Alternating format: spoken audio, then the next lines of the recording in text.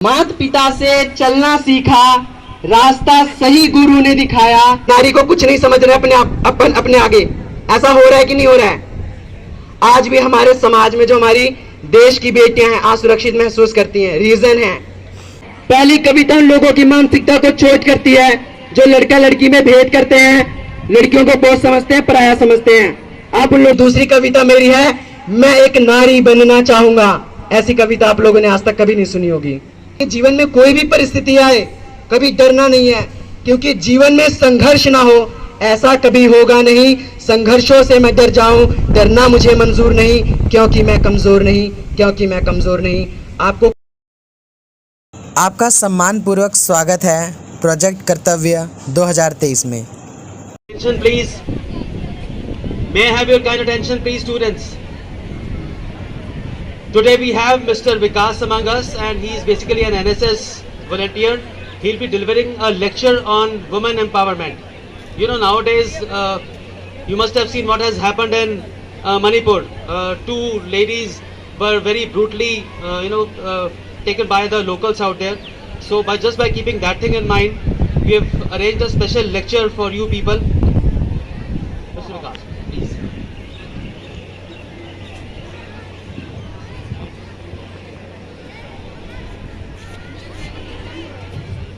माता पिता से प्यार मिला और गुरु से ज्ञान है पाया।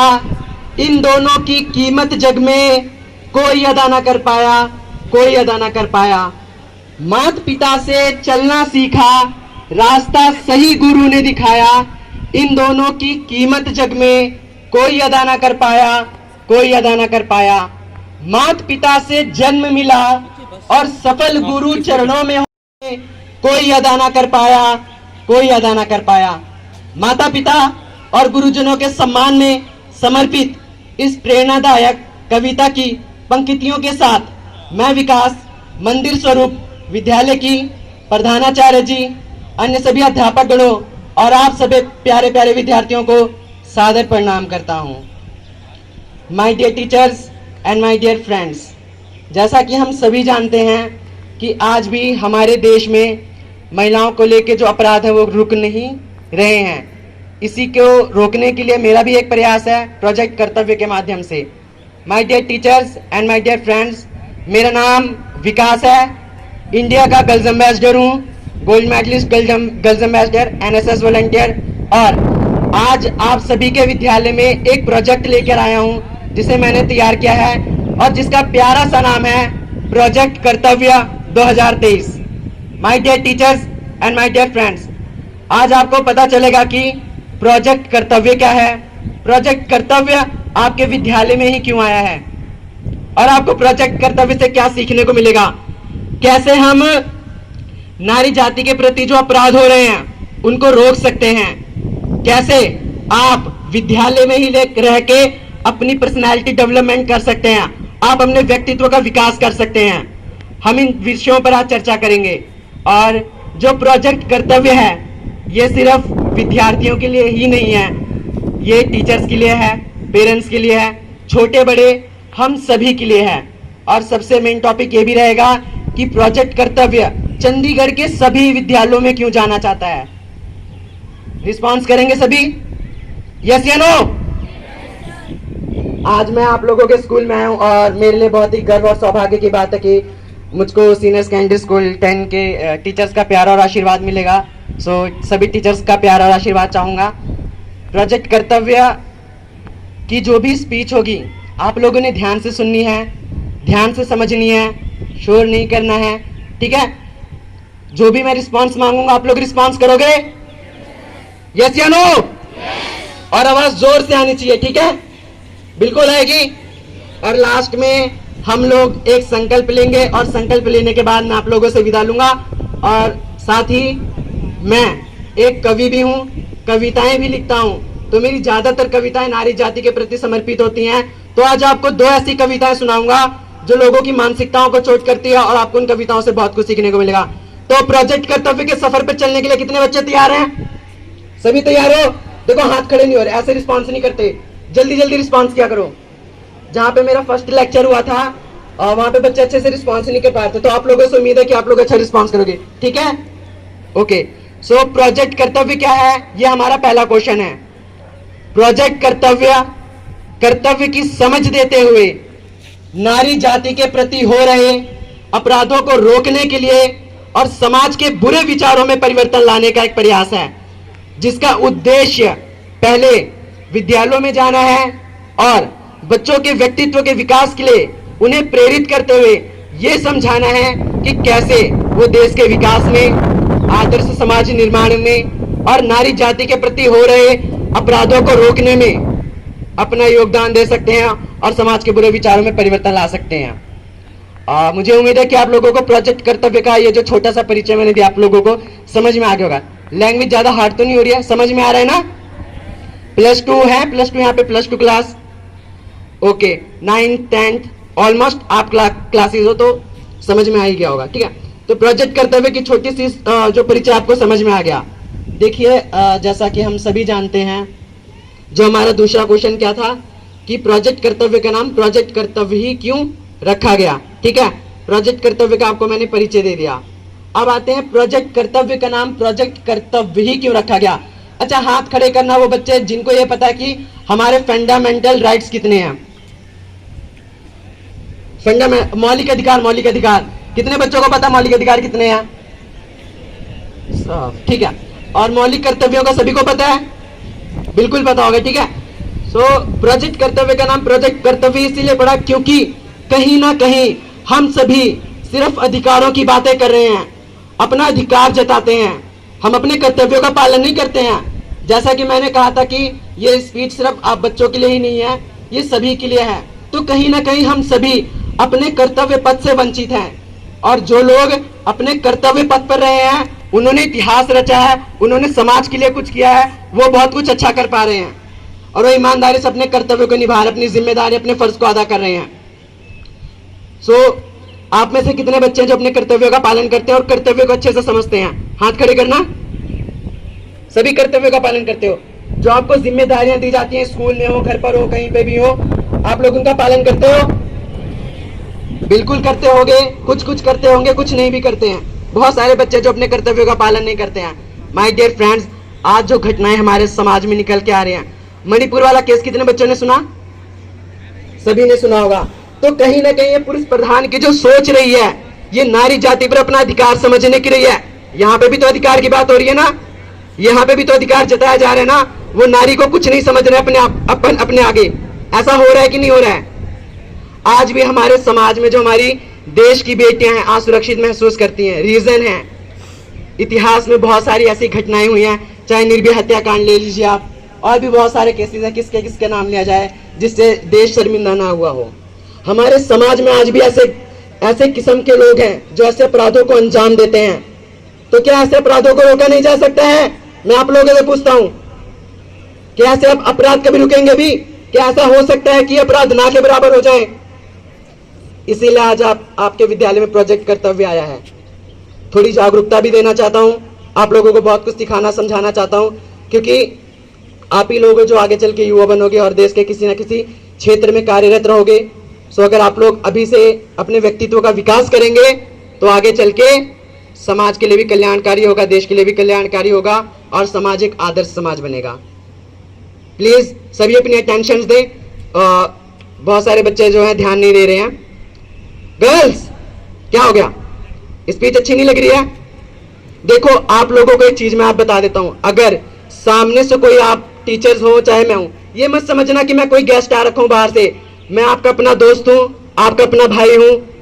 मैं भी देश का भला चाहता हूं, समाज का भला चाहता हूं, मैं अपनी देश की बेटियों का भला चाहता हूं। मैं गर्ल्स एम्बेसडर हूं, गोल्ड मेडलिस्ट हूं। सो मैंने प्रोजेक्ट कर्तव्य तैयार किया। मैंने कहा कि मैं संकल्प लेता हूं कि मैं चंडीगढ़ के सभी स्कूलों में जाऊंगा, अपने विचारों को रखूंगा, प्रोजेक्ट कर्तव्य के माध्यम से उन बच्चों को सारी शिक्षा देने का प्रयास करूंगा जो टीचर्स भी देते रहते हैं। लेकिन कहीं ना कहीं आप लोग अपने कर्तव्य पथ से वंचित हैं, आप लोग अपनी जिम्मेदारियों को नहीं समझते हैं, इसलिए आज ये हाल है कि क्राइम्स बढ़ रहे हैं। सो जैसा कि मैंने पूछा था, आप लोग कर्तव्य को समझते हैं अच्छे से? दो तरीके के कर्तव्य होते हैं, एक नैतिक कर्तव्य होता है, हमारा एक कानूनी कर्तव्य होता है। अगर हमारा देश का संविधान हमें कुछ मौलिक कर्तव्य भी प्रदान करता है, तो मौलिक अधिकार भी मौलिक अधिकार प्रदान करता है तो मौलिक कर्तव्यों की भी आशा करता है कि नहीं करता है? अगर मैं आपको कुछ अधिकार देता हूं तो मैं आप लोगों से कुछ जिम्मेदारियों, कुछ फर्ज की भी तो आशा करूंगा ना। और संविधान का तो सिंपल सा फंडा है जी, कानून है। अगर आप अपने कर्तव्यों का पालन नहीं करोगे तो क्या होगा? एक्शन लिया जाएगा, आपको जेल होगी, आपको सजा होगी। और जहां पे मेरी फर्स्ट स्पीच हुई थी वहां पे ये कहा गया था कि वुमेन एम्पावरमेंट की बात की जा रही है। आजकल बॉयज के साथ भी बहुत कुछ गलत हो रहा है, उनके साथ भी रेप केसेस हो रहे हैं, उनके साथ भी घटनाएं घट रही हैं। तो मैं जेंडर की बात नहीं करूंगा, मैं दोनों की बात करूंगा। अगर आप दोनों ही अपने व्यक्तित्व का अच्छे से विकास करेंगे तो क्या आगे चल के हमारे देश का भविष्य अच्छा नहीं होगा? हमारी भारत सरकार ने बहुत सारे परिवर्तन करने का प्रयास किया है, आप लोगों को समझाने का प्रयास किया है, बहुत सारे जागरूकता अभियान चलाए हैं, जिससे आज समाज के विचारों में बहुत परिवर्तन आया है, बहुत कुछ चेंज हुआ है। तो बच्चे आप लोग क्यों पीछे हट रहे हो अपना योगदान देने से? प्रोजेक्ट कर्तव्य आपसे आपका योगदान भी मांगने आया है। और अभी भी देख लो, बहुत सारे बच्चों का अटेंशन नहीं है। रीजन है क्योंकि आप लोग जिम्मेदारी लेना पसंद नहीं करते हो। मेरे को किसी ने नहीं बोला था, मेरे को बच्चे किसी ने नहीं बोला था कि आप प्रोजेक्ट कर्तव्य तैयार करो, आप चंडीगढ़ के स्कूलों में जाओ। मेरे को किसी ने नहीं बोला। मेरे को गोल्ड मेडल मिला, सो मेरे को अंदर से आभास हुआ कि मेरी देश की बेटियों के प्रति मेरी कुछ जिम्मेदारियां हैं, तो मेरे को उनको अपना कर्तव्य समझ के निभाना चाहिए। तो काफी दिनों, काफी मेहनतों के बाद, कुछ महीनों के बाद मैंने अपने विचारों को प्रोजेक्ट कर्तव्य की फाइल में लिखा और प्रोजेक्ट कर्तव्य तैयार किया। सो आज मैं चंडीगढ़ के सभी स्कूलों में जा रहा हूँ और आज मेरी सेकंड स्पीच है आपके स्कूल में। तो उम्मीद है आप लोगों को पता चल चुका होगा कि प्रोजेक्ट कर्तव्य का नाम प्रोजेक्ट कर्तव्य क्यों रखा। ठीक है, अब आता है ये वुमेन सिक्योरिटी भी है इसमें। कैसे? आज भी हमारे समाज में बेटा और बेटियों को लेकर बहुत सारे भेदभाव होते हैं कि नहीं होते हैं? भ्रूण हत्याएं होती हैं, बेटियों को जन्म से पहले मार दिया जाता है, लिंग जांच होती है कि नहीं होती है? यस या नो? हाँ, जोर से लाउडली रिस्पॉन्स क्या करो। ठीक है, आज भी जो हमारे देश की बेटियां, जैसे बहुत सारी लड़कियां हो गई, जॉब से कहीं बाहर जाना होता है, रात के समय आ रही होती हैं। घरों में भी ऐसा होता है कि पेरेंट्स घर से बाहर निकलने की परमिशन कम देते हैं। मैं गर्ल्स से पूछता हूँ, ऐसा होता है कि नहीं बच्चे? होता है ना? आप लोगों को बाहर जाने में थोड़ा बहुत डर लगता है। जब भी आप अकेले कहीं सुनसान रास्ते पर हो तो आपके अंदर थोड़ा डर होता है कि कहीं कुछ गलत ना हो जाए। ऐसा होता है कि नहीं होता है? बिल्कुल होता है। और जैसा कि हम सभी जानते हैं, हमारे घरों में आम बात हो गई है, लड़कियों को बोझ समझा जाता है, पराया समझा जाता है, और भी बहुत कुछ है। शादी, जैसा कि हम सभी जानते हैं कि बेटियों की जैसे ही बेटी घर में पैदा होती है तो किस चीज़ की चिंता होती है? उसकी पढ़ाई की चिंता होती है कि उसकी शादी की चिंता होती है? शादी की चिंता होती है ना पहले। तो मैं गर्ल से पूछना चाहूंगा, क्या आप लोग ऐसी मानसिकता को चोट करना पसंद नहीं करोगे? आप नहीं चाहोगे कि समाज की जो विचारधारा है वो चेंज हो जाए, बदल जाए? मेरा शुरू में भी यही क्वेश्चन था कि क्या ऐसा हो सकता है कि सब कुछ चेंज हो जाए और जो हमारा समाज है एक आदर्श समाज बन जाए? तो आप लोग अपना योगदान दोगे? बिल्कुल दोगे। देखो अभी भी रिस्पॉन्स नहीं आ रहा। आप समझ नहीं पा रहे हो क्या मेरी स्पीच? बहुत सारे बच्चों को तो ध्यान ही नहीं है। चलो मैं देखिए, मैं आपको एक बात हमेशा यही कहूंगा कि सभी नहीं बदल सकते तो कुछ तो बदलो, कुछ बदलोगे। आज मैं अकेला खड़ा हूं, मेरे साथ कोई टीम नहीं है मेरी, मैं अकेले आया। तो आप में से भी अगर 5-6 बच्चे आप अपने स्कूल से भी उठ गए ना, आप अपने स्कूल से कुछ क्रिएट करना का सोचा आपने, मैं इतिहास रचूंगा, मैं कुछ ऐसा क्रिएट करूंगा, मैं अपना योगदान दूंगा देश के विकास में, आदर्श समाज में और लोगों की सोच में। तो ऐसी मानसिकताओं को चोट करेंगे। मैं आप लोगों का योगदान चाहता हूं। देखो मैं अकेले नहीं कर पाऊंगा बच्चे ये सब। जब तक आप लोग नहीं बदलोगे, आपकी सोच नहीं बदलेगी, आपकी आदतें नहीं बदलेंगी, तो कुछ भी नहीं बदल सकता। ये देश का भविष्य भी आप पे निर्भर करता है और वर्तमान भी आप पे निर्भर करता है। अगर बच्चे देश का भविष्य है तो युवा वर्तमान है कि नहीं? आप लोग बड़े हो चुके हो। मैंने पता है 9th 10th +1 +2 इसीलिए बुलाई क्योंकि 6th क्लास तो अभी उनकी थोड़ी 6ठी से 8वीं तक की मौज मस्ती की उम्र है। 9th 10th की भी है थोड़ी, लेकिन मैं +1 और +2 से रिक्वेस्ट करूंगा अभी से परिवर्तन करना शुरू कर दो। ठीक है, तो जैसा कि मैंने बताया था कि मैं एक कवि भी हूं, तो आप लोगों को कविताएं भी सुनाऊंगा। ठीक है, तो कविताएं सुनाने से पहले आप लोगों का एक छोटी सी चीज पर ध्यान खींचना चाहूंगा। क्वेश्चन ये भी था कि चंडीगढ़ के सभी विद्यालयों में क्यों जाना चाहता हूं। ठीक है, सो जैसा कि मैंने आपको बताया था कि चंडीगढ़ के मैं सभी विद्यालयों में ही क्यों जाना चाहता हूं। छोटा सा बीज देखा है सभी ने? यस। जब हम उसको खाद पानी पोषण वगैरह सब अच्छे से देते हैं, हवा धूप लगती है, तो एक कुछ सालों के बाद क्या होता है, परिणाम अच्छा मिलता है, हमें फलदायी वृक्ष होता है, कल्याणकारी होता है। ऐसे ही बच्चे आप हो, अपने व्यक्तित्व का विकास करो। अब मेरे पीछे कुछ लाइनें दोहराना मैं बोलूंगा जो आपकी पर्सनैलिटी को लेकर है। अगर आप इन लाइनों को आपने अपने अंदर आत्मसात कर लिया तो आपकी पर्सनैलिटी के आगे आपको कामयाब होने से कोई नहीं रोक सकता। सो मेरे पीछे बोलो, इंसान कोई बुरा नहीं होता है, बुरी होती है विचार, व्यवहार और आदतें, और इन्हें बदला जा सकता है और एक अच्छा इंसान बना जा सकता है। Very simple. देखो पर्सनालिटी, कुछ जहां लोग बुके किताबें पढ़ते हैं, मैंने आपको सिर्फ कुछ ही लाइनों में आपकी पर्सनालिटी के बारे में बता दिया। देखो बच्चे, अभी आप +2 में हो तो कोई दिक्कत नहीं है। आपने अभी तक जो भी कुछ है, आप +2 के बाद बस अपने विचारों को बदलो, अपनी आदतों को बदलो और अपने तरीके व्यवहार को बदलो, आप जीवन में बहुत सफल हो जाओगे। सभी बच्चे ऐसा करेंगे? अपने अंदर परिवर्तन करेंगे, बदलाव करेंगे? ठीक है जी, बहुत बहुत अच्छा। तो जैसा कि मैंने बताया था कि मैं कवि भी हूं तो कविताएं भी सुनाता हूं। सो आप लोगों को 2 ऐसी कविताएं सुनाऊं। तो हम लोग अब कविताओं पर आते हैं। आप लोगों को पता चल चुका है प्रोजेक्ट कर्तव्य क्या है, प्रोजेक्ट कर्तव्य का उद्देश्य क्या है, लक्ष्य क्या है, ठीक है? ऑलमोस्ट सभी को क्लियर है? हाथ खड़े करो। सभी को क्लियर है ना? तो अब कविताएं ध्यान से सुनना जो समाज के विचारों में परिवर्तन लाने के लिए है। पहली कविता उन लोगों की मानसिकता को चोट करती है जो लड़का लड़की में भेद करते हैं, लड़कियों को बोझ समझते हैं, पराया समझते हैं। आप उन लोगों को एक कविताएं जरूर सुनाना। पहली कविता है, लड़का लड़की में क्यों भेद करें जब दोनों से संसार चले। बस एक विचार में रखता हूं, नारी का सम्मान करें, लड़का लड़की में क्यों भेद करें जब दोनों से संसार चले।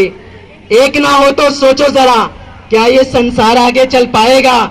जब अधिकार मिलेंगे दोनों को बराबर तो जीवन सम्मानित हो जाएगा, तो जीवन सम्मानित हो जाएगा। सोचो जरा, जब लड़का लड़की एक समान समझे जाएंगे, परिवार की खुशियों में क्या 4 चांद नहीं लग जाएंगे। अरे सोच छोड़ो पुरानी कि बेटा ही सहारा है, घर में बेटी होने से भी जीवन का गुजारा है, जीवन का गुजारा है। जो दुख बेटा ना समझे वह बेटी समझ जाती है, माता पिता के सम्मान के खातिर दुनिया से लड़ जाती है, दुनिया से लड़ जाती है। लड़का लड़की में क्यों भेद करे जब दोनों से संसार चले। Thank you so much everyone. और जो मेरी दूसरी कविता है, वो जो लोग लड़कियों पर अपना अधिकार समझते हैं, नारी जाति पर अपना अधिकार समझते हैं, मैं चाहता हूं कि उन लोगों को भी उनके दुख का एहसास हो। एक बार अगर ना हम लड़कों को भी गर्ल्स की प्रॉब्लम्स का एहसास हुआ, जो हमारी माँ है, हमारे घर में फीमेल्स हैं, उनके परिस्थितियों का एहसास हुआ, उनकी परिस्थितियों का एहसास हुआ, तो शायद हम लोग आगे चल के क्रिमिनल ना बने, उन लोगों का सपोर्ट करें, सहयोग करें, किसी पर रोक टोक ना लगाएं और अपना अधिकार किसी लड़की पे, किसी भी नारी जाति पे ना समझे। तो दूसरी कविता मेरी है, मैं एक नारी बनना चाहूंगा। ऐसी कविता आप लोगों ने आज तक कभी नहीं सुनी होगी। दूसरी कविता है, मैं एक नारी बनना चाहूंगा। जब से इस जग में जन्मा और जब से होश संभाला है, एक नारी के जीवन में देखा तकलीफों का पिटारा है। शायद मैं यह पुरुष रूप में कभी समझ ना पाऊंगा, करना है एहसास मुझे, मैं एक नारी बनना चाहूंगा, मैं एक नारी बनना चाहूंगा। जब देखा माँ की उन तकलीफों को जो होते हैं दिल में दबे पर कह ना पाए होठों से, हो उन तकलीफों का एहसास मुझे भी, मैं एक माँ बनना चाहूंगा, मैं एक नारी बनना चाहूंगा, मैं एक नारी बनना चाहूंगा। पापा की परी, माँ की दुलारी पली बड़ी, जब कोई बेटी अकेले हो पथ में कहीं, समाज के बुरे विचारों से, उनके ताने बानों से, दरिंदों की दरिंदगी से, जब वो डरी सहमी सी हो जाती है, हो उस डर का एहसास मुझे भी, मैं एक बेटी बनना चाहूंगा, मैं एक नारी बनना चाहूंगा, मैं एक नारी बनना चाहूंगा। एक पति का जब ना प्यार मिले, ना कोई सम्मान मिले, एक पत्नी का भी मैं शायद दुख समझ ना पाऊंगा, हो एक पत्नी के दुख का एहसास मुझे भी, मैं एक पत्नी बनना चाहूंगा, मैं एक नारी बनना चाहूंगा, मैं एक नारी बनना चाहूंगा। एक बहू की जो मैं बात करूं, कितना कुछ सुनना सहना पड़ता है, ससुराल में ताने बाने को, माता पिता के सम्मान के खातिर कितना कुछ सह सुन जाती है, हो उन तानों का एहसास मुझे भी, मैं एक बहू बनना चाहूँगा, मैं एक नारी बनना चाहूँगा, मैं एक नारी बनना चाहूँगा। एक नारी के जीवन में कितनी तकलीफें होती हैं, शायद मैं या पुरुष रूप में कभी समझ ना पाऊँगा। करना है एहसास मुझे, मैं एक नारी बनना चाहूँगा, मैं एक नारी बनना चाहूँगा। Thank you so much everyone. Thank you ma'am. मुझे उम्मीद है कि इन दोनों कविताओं से लोगों को बहुत ज़्यादा सीख मिलेगी, आपको सीख मिलेगी और समाज के विचारों में शायद परिवर्तन आए। सो प्रोजेक्ट कर्तव्य आप लोगों से आपका योगदान भी चाहता है। मैं देश की बेटियों को एक संदेश देना चाहता हूं जो प्रोजेक्ट कर्तव्य की फाइल का एक पेज है। My dear girls, my dear boys, जो भी आप गर्ल्स हैं बॉयज हैं, आप दोनों के लिए ये संदेश है कि जिस प्रकार देश के बेटा बेटी जो भी आप समझो, जिस प्रकार उन्होंने अपनी मेहनत, अपने आत्मविश्वास, अपने कौशल से देश का नाम गर्व से ऊंचा किया है, अपने माता पिता का नाम, अपने गुरुजनों का नाम गर्व से ऊंचा किया है, इसी प्रकार आप भी बच्चे मेहनत करो, खुद के व्यक्तित्व का विकास करो, अभी से परिवर्तन करो। आप लोग सफल होगे जीवन में, देश का नाम गर्व से ऊंचा होगा, समाज में कल्याणकारी हो, आप सिद्ध होगे। तो सभी बच्चे अपना योगदान देंगे और शोषण तो किसी का नहीं सहना है, ना शोषण करना है ना शोषण सहना है। जितना शोषण करना गलत है उतना शोषण सहना गलत है, ठीक है। अब कोई अधिकार जताने की कोशिश करे जबरदस्ती तो उसको रोकना है, अपने साथ अन्याय नहीं होने देना। और मैं गर्ल्स को मैसेज देना चाहूंगा, आपके साथ कुछ भी हो, आपको पता है अभी खालसा कॉलेज में एक बच्चे उसने सुसाइड कर लिया, कोई मामला था। आपके जीवन में कोई भी परिस्थिति आए कभी डरना नहीं है, क्योंकि जीवन में संघर्ष ना हो ऐसा कभी होगा नहीं। संघर्षों से मैं डर जाऊं, डरना मुझे मंजूर नहीं, क्योंकि मैं कमजोर नहीं, क्योंकि मैं कमजोर नहीं। आपको कमजोर नहीं बनना है, ठीक है, ठीक है। आप लोग योगदान दोगे अपना, बिल्कुल। तो लास्ट में जाते जाते एक छोटी सी लाइन में कहूंगा कि जिंदगी चुनावों का परिणाम हमारे, तो क्यों ना श्रेष्ठ चुनाव करें, तो क्यों ना श्रेष्ठ चुनाव करें। आप लोगों ने जो कुछ अभी सुना, जो भी कुछ सीखा, आप लोग उसको आत्मसात करोगे, अमल करोगे इस पे। ये चुनाव आपका है, मैंने तो आपको समझा दिया, टीचर्स ने आपको समझा दिया। टीचर्स हमारे जैसे लोग तो आपको सिर्फ रास्ता दिखा सकते हैं बच्चा, आप लोगों का चुनाव है। आप लोग चलोगे तो जीवन में सफल होगे, और अगर नहीं चलोगे तो जीवन में क्या आगे चल के छोटा मोटा कुछ तो करोगे ही, ठीक है। सो संकल्प लेने का वक्त है, फिर मैं उसके बाद विदा लूंगा आप लोगों की। बहुत अच्छे, बहुत अच्छे, वेरी गुड, वेरी गुड। चलिए अब जो मैं बोलूंगा लाउडली बोलना है आप लोगों ने, ठीक है, ओके जी। हम अपने माता पिता और गुरुजनों को साक्षी मानते हुए ये संकल्प लेते हैं कि हम जीवन में हमेशा सही रास्तों पर चलेंगे, अपने माता पिता, गुरुजनों और अपने से छोटे बड़े सभी का आदर सम्मान करेंगे। हम यह संकल्प लेते हैं कि आज से ही बुरे विचारों, बुरी आदतों, बुरे व्यवहारों का अपने जीवन से त्याग कर और बेहतर बनेंगे, अपने अच्छे व्यक्तित्व का निर्माण करेंगे। हम यह संकल्प लेते हैं कि देश के विकास में, आदर्श समाज निर्माण में, हर प्रकार के अपराधों को रोकने में निस्वार्थ भाव से अपना योगदान देंगे। हम यह संकल्प लेते हैं कि हम अपने जीवन में बहुत अच्छे इंसान बनेंगे, सफलता के रास्तों पर चलेंगे और अपने माता पिता, गुरुजनों और देश का नाम गर्व से ऊंचा करेंगे। जय हिंद, जय Bharat. Thank you so much everyone, आपने संकल्प ले लिया, थैंक यू। अच्छा लगा प्रोजेक्ट करते हुए, की स्पीच अच्छी लगी, कविता कितने दिलों में स्थान लिया कविता ने। सभी लड़कियों को पसंद आई कविता, बॉयज सीखने को मिला कुछ, गर्ल्स की रिस्पेक्ट करोगे, मम्मा गर्ल्स। हम लोग पता है क्या, जिस मुँह से भारत माता की जय बोलते हैं, जिस मुँह से I love my mom, I love my sister, हम उसी मुँह से आप शब्द का प्रयोग भी करते हैं। तो आप लोग ऐसा ना करें, आप लोगों को जीवन में बहुत कामयाब होंगे। और एक लाइन जाते जाते ये कहूँगा कि आप डॉक्टर बनिए, वकील बनिए, जीवन में आपको जो बनना है आप वो बनिए, लेकिन उससे पहले एक अच्छे व्यक्तित्व का इंसान बनिए, एक अच्छे व्यक्तित्व का इंसान बनिए। Thank you so much. नमस्कार प्यारे दोस्तों, उम्मीद है आपको प्रोजेक्ट कर्तव्य की स्पीच अच्छी लगी होगी। जो विचार आपके सामने प्रोजेक्ट कर्तव्य के माध्यम से मैंने अपने रखे हैं आपको अच्छे लगे होंगे। प्रोजेक्ट कर्तव्य का जो उद्देश्य है, लक्ष्य है, वो आपको अच्छा लगा होगा। जो विषय थीम है, एक प्रयास विचारों में परिवर्तन के लिए और देश की बेटियों की सुरक्षा के लिए। और आपको पता ही है प्रोजेक्ट कर्तव्य क्या है। छोटी सी डेफिनेशन आपको प्रोजेक्ट कर्तव्य की मैंने स्पीच में दी। और मैं माफ़ी चाहूँगा अगर आपको प्रोजेक्ट कर्तव्य में कुछ गलत लगा हो तो, और मेरे मुंह से कुछ गलत निकल गया हो, कुछ वर्डिंग गलत निकल गई हो, उसके लिए मैं आपसे माफ़ी चाहूँगा। और यदि आपको प्रोजेक्ट कर्तव्य में सहयोग देना है तो आप वीडियोस को शेयर कर सकते हैं, लिंक्स के थ्रू शेयर कर सकते हैं। आप अपने पेरेंट्स के साथ बैठ के देखिए, अपने छोटे बड़े भाई बहन के साथ बैठ के देखिए। और अच्छे से नहीं पाई, मैं पूरी कोशिश करूँगा कि मैं दूसरे स्कूलों में इस स्पीच को और प्रोजेक्ट कर्तव्य को और बेहतर तरीके से प्रेजेंट कर पाऊँ, ताकि बच्चे और अच्छे से कनेक्ट हो पाएँ प्रोजेक्ट कर्तव्य के साथ और हम सभी मिलकर प्रोजेक्ट कर्तव्य में अपना योगदान दे सके और सभी कार्यों के लिए अपना योगदान दे सकते। अगर आपको प्रोजेक्ट कर्तव्य की स्पीच अच्छी लगी हो तो कमेंट करके बताइएगा ज़रूर। कमेंट में ज़रूर कुछ ना कुछ लिखिएगा तो मुझे पता चल जाएगा कि आपने प्रोजेक्ट कर्तव्य को पूरा देख लिया है और आपने कुछ सीख लिया। और मेरे को ऑल द बेस्ट भी बोलिएगा और बहुत सारी विशेष भी दीजिएगा ताकि मैं प्रोजेक्ट कर्तव्य को सफलतापूर्वक चंडीगढ़ के सभी स्कूलों में लेके जा सकूँ। धन्यवाद। जय हिंद, जय भारत।